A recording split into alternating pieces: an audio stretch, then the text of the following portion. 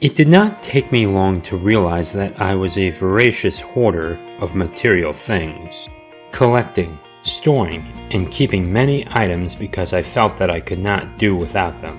The material clutter was not only inhibiting my daily routines and activities, but also destroying my mind. Mental hoarding is as dangerous as keeping physical goods.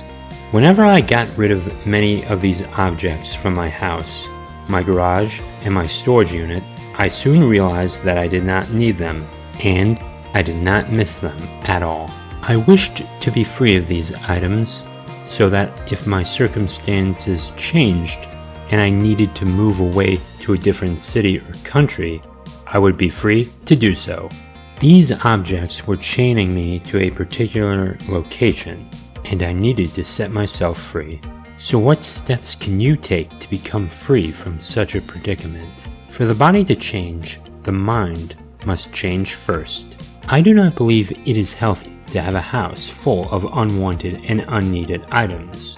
And it is not healthy to store problems and issues up in the filing cabinet of our minds. Remember, it doesn't have to be this way. Ask yourself the question, do you own your things, or do your things own you? Do not get drawn in by the pressure of society to compete. Go back to the basics. Less is more. Consider your options. Could you change location, cut back, or even leave the grid? Be radical. Don't be afraid to rip it up and start from scratch. In many Western nations, the obsession with material living stems from the culture we live in. We want more than we have. It is greed over need. If our friends and neighbors hold material possessions, then we feel a need to match them or keep in touch with their consumption. Sometimes it can be envy or jealousy. They're living better than we are. We must keep it up and compete. But this race to the top is a race to the bottom. In order to buy more stuff, we must trap ourselves in an endless cycle of consumption, boundless income, and debt. So why am I taking this path?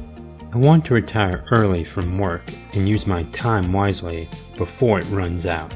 Time is more important than money. When I tell people of my intention to retire early or move to an exotic island, I am met with confusion. They say I will not be able to afford to do it.